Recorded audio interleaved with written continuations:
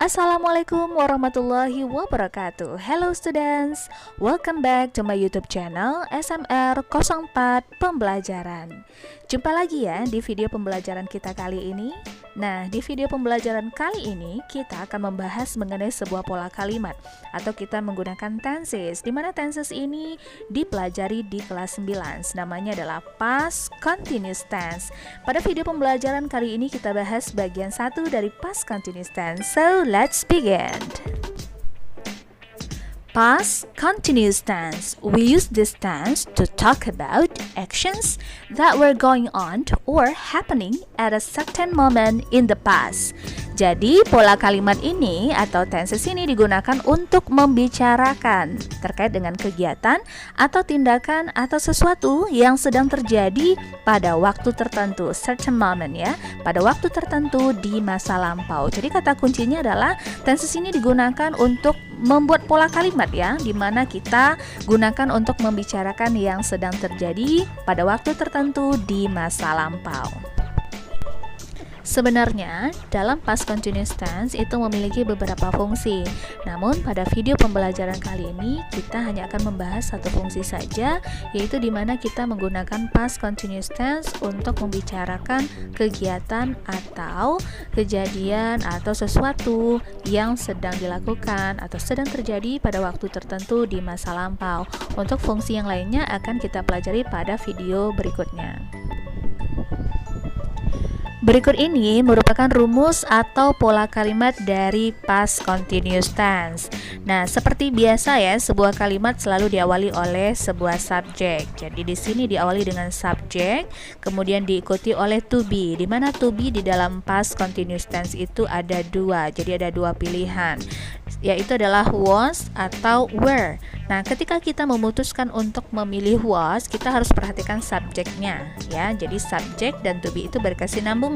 Jadi ketika kita memutuskan untuk memilih were, kita juga harus perhatikan subjeknya. Setelah ada subjek, kemudian to be, was atau were diikuti oleh verb 1 tambah ing atau verb 1 ing. Nah, verb 1 ing adalah kata kerja dasar. Jadi ketika kata kerja dasar ditambahkan ing di belakangnya, maka maknanya menjadi continuous atau sedang berlangsung atau sedang dilakukan. Kemudian diikuti oleh complement. Complement adalah pelengkap dari sebuah kalimat. Jadi pelengkap ini bisa berupa objek atau berupa adjektif kata sifat ataupun adverb ya, kata keterangan, baik keterangan tempat maupun keterangan waktu. Nah, jadi ini merupakan rumus atau pola kalimat dan positive sentence atau kalimat positif. Oke, sekarang kita perhatikan yang di bawahnya ada was dan were. Jadi was dan were ini tadi adalah to be ya. Nah, kalau was itu digunakan untuk subjek I, she, he, it. Jadi seperti I was, she was, he was, kemudian it was. Nah, sementara untuk to be were itu digunakan tadi untuk you, we, they. Jadi you were, we were, dan juga they were. Pada tabel di bawah itu lebih rinci, silahkan diperhatikan sesuai dengan pola di atas. Subject, to be, verb 1 ing, dan juga complement. Jadi dapat dipisahkan dan dapat dipahami ya bagaimana penggunaan was dan penggunaan were ini. Lalu bagaimana misalnya kalau subjeknya itu merupakan nama orang? Nah, contoh misalnya Andy. Andy kita akan menggunakan to be was. Jadi menjadi Andy was. Kenapa kita menggunakan was? Karena Andy ini kan adalah laki-laki ya. Jadi kata ganti yang tepat adalah he.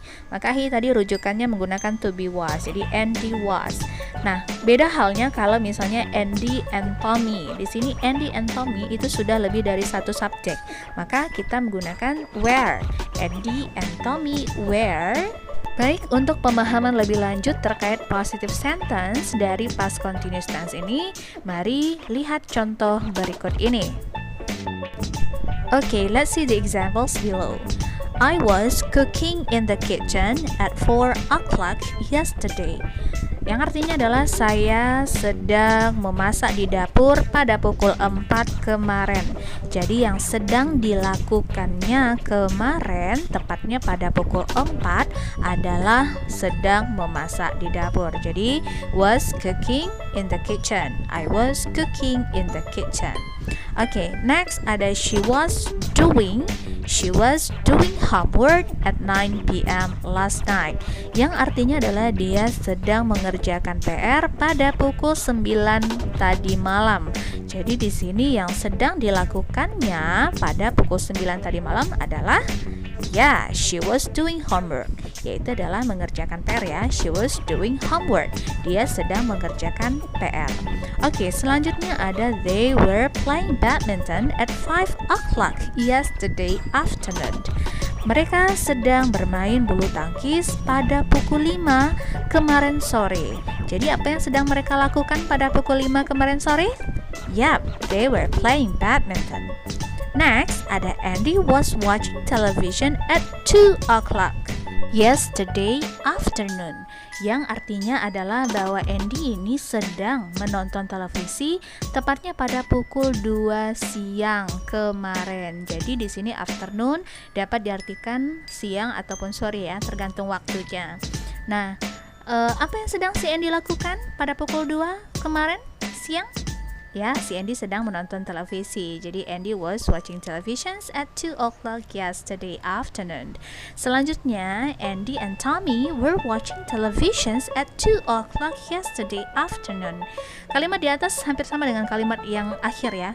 Namun bedanya ada pada subjek. Kalau di atas hanya menggunakan subjek Andy, maka to be-nya was, sementara di kalimat paling bawah itu Andy and Tommy. Berarti subjeknya lebih dari satu. Ada Andy and Tommy yang sedang menonton televisi pada pukul 2 siang kemarin.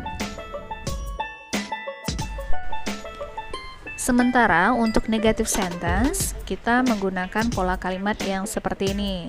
Jadi ciri utama dari bentuk kalimat ini adalah adanya kata note yang terletak antara be dan juga verb one ing, atau di antara to be dan juga verb one ing.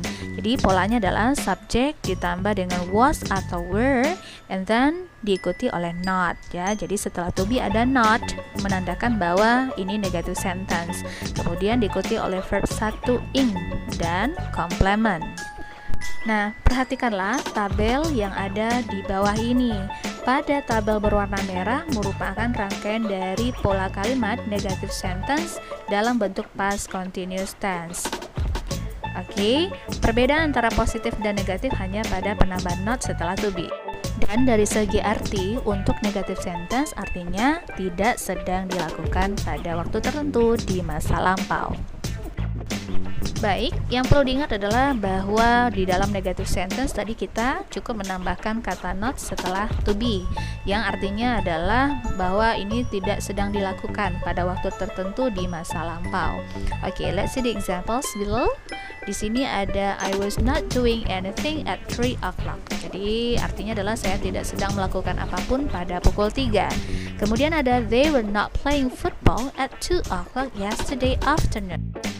Yang artinya adalah mereka tidak sedang bermain sepak bola pada pukul 2 siang kemarin. Jadi arti dari negative sentence adalah tidak sedang dilakukan. Oke, next selanjutnya kita membahas mengenai past continuous tense dalam bentuk interrogatif atau yes or no question. Nah, untuk pertanyaan dengan jawaban iya atau tidak, cukup kita meletakkan to be di depan. Jadi to be-nya tadi adalah was atau were. Kemudian diikuti oleh subjek dan juga verb satu ing.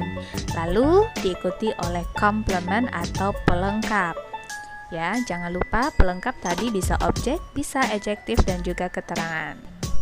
Baik, perhatikan tabel berikut ini. Pada tabel berwarna merah merupakan rangkaian ya dari rumus yang membentuk interrogative sentence pada past continuous tense. Nah, di sini dimulai dari to be, kita bisa memilih to be-nya penggunaannya was atau were, itu bergantung pada subjek yang kita gunakan. Jadi setelah ada to be diikuti subjek, lalu diikuti verb satu ing dan diikuti oleh complement serta diakhiri oleh tanda tanya atau question mark. Jangan lupa complement ini adalah pelengkap sebuah kalimat yang bisa berupa objek atau berupa adjektif kata sifat, bahkan berupa adverb atau keterangan tempat atau keterangan waktu dan yang lainnya.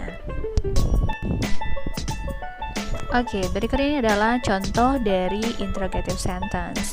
Was she cooking in the kitchen at 4 o'clock yesterday? Jika jawabannya iya, maka kita menjawab yes, she was. Jadi yes diikuti oleh subjek dan to be. Jika tidak sedang dilakukan, maka jawabannya adalah no. No, she was not. Oke, selanjutnya ada were they playing badminton at 5 yesterday afternoon? Yang artinya adalah apakah mereka sedang bermain bulu tangkis pada pukul 5 kemarin sore?